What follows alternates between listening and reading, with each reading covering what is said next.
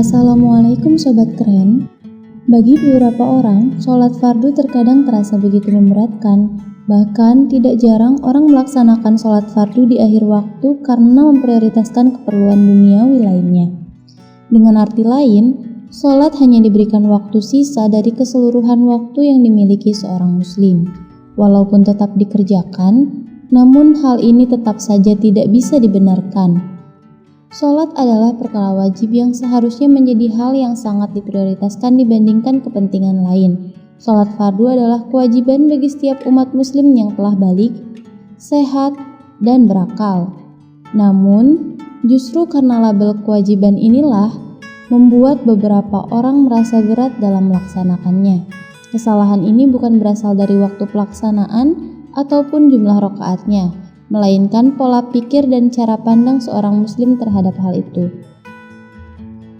Jangan sebatas kewajiban saja. Ketika tertanam dalam benak bahwa sholat adalah kewajiban, maka yang ada di dalam pikirannya adalah hanya sekedar bagaimana cara memenuhi kelima waktu tersebut. Tidak terpikirkan apa yang ada di dalamnya, bahkan manfaat bagi yang menjalankannya dengan teratur sesuai waktu dan penuh kehusuan. Apalagi sifat pengabulan doa yang tidak langsung terwujud begitu saja selepas mengucap salam menjadikan sholat terasa hanya sebatas formalitas bagi seorang muslim.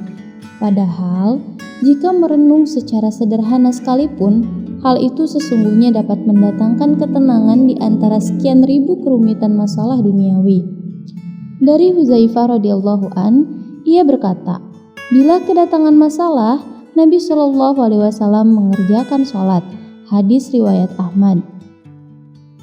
Namun, bagaimana mungkin seorang muslim bisa mendapatkan ketenangan bila dalam melaksanakannya pun dilingkupi rasa terbebani?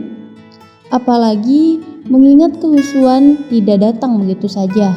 Berangkat dari persoalan ini, banyak miskonsepsi mengenai sholat. Apakah hanya sebatas kewajiban? Ataukah sebenarnya seorang muslim benar-benar membutuhkannya? Dari Anas radhiyallahu an, Rasulullah shallallahu alaihi wasallam bersabda, yang pertama kali dihisab dari seorang muslim pada hari kiamat adalah sholat.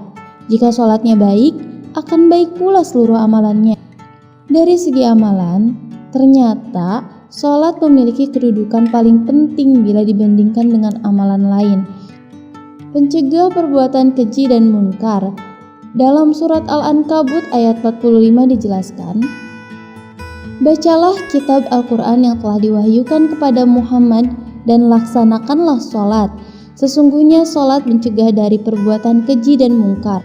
Dan ketahuilah mengingat Allah atau sholat itu lebih besar keutamaannya dari ibadah yang lain. Allah mengetahui apa yang kamu kerjakan. Bagaimana bisa sholat menjadi pencegah manusia dari perbuatan keji dan mungkar? Bagi beberapa orang yang menghusukan sholatnya, memahami setiap bacaan dan menaruh niat yang lurus terhadap Allah Subhanahu wa Ta'ala pasti merasakannya sebagai reminder bahwa yang memiliki jiwa mereka, yang memiliki kehidupan mereka adalah Allah. Dan kapanpun Allah Subhanahu wa Ta'ala ingin mencabut nikmat-nikmatnya, maka manusia tidak bisa melakukan apa-apa. Seorang hamba yang berserah akan menjadikan Allah Subhanahu wa Ta'ala sebagai sumber dari segala apa yang ia miliki, seperti rezeki, kesehatan, pekerjaan, kedudukan di dunia, dan lain-lain. Salat adalah penolong bagi manusia untuk mendekati Allah Subhanahu wa Ta'ala.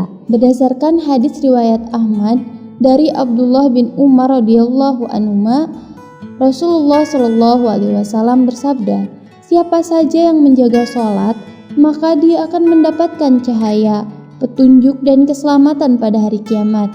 Sedangkan siapa saja yang tidak menjaga sholat, dia tidak akan mendapatkan cahaya, petunjuk dan keselamatan. Dan pada hari kiamat nanti, dia akan dikumpulkan bersama dengan Qarun, Fir'aun, Haman, dan Ubay bin Khalaf. Menemukan ketenangan batin dengan sholat. Bagi siapapun yang tidak merasakan manfaatnya secara langsung semasa hidup dan akhirnya tidak menjaga sholatnya, Mungkin ia lupa bahwa kehidupan manusia di dunia sesungguhnya dirancang sebagai arena untuk berlomba mengumpulkan amalan-amalan yang kemudian menjadi penyelamat di kehidupan yang sebenarnya setelah kematian. Dalam surah lain dijelaskan mengenai kedudukan sholat bagi manusia.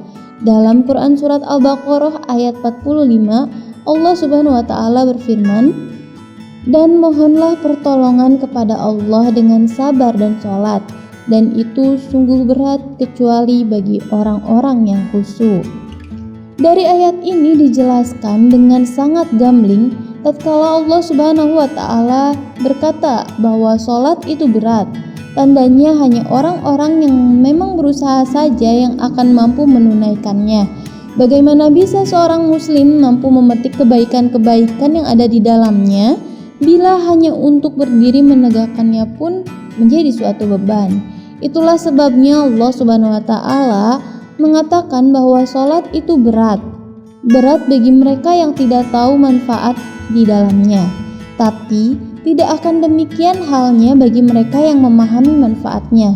Tidak juga bagi mereka yang mengerti bahwa sholatlah amalan pertama dan salah satu yang utama, serta bagi mereka yang tahu bahwa ia akan menjaga mereka dari sikap keji. Bagi mereka yang menjadikannya pengingat dan pembawa pertolongan di kehidupan selanjutnya, tentu mereka akan sangat membutuhkannya, bahkan sangat menunggu waktu sholat tiba.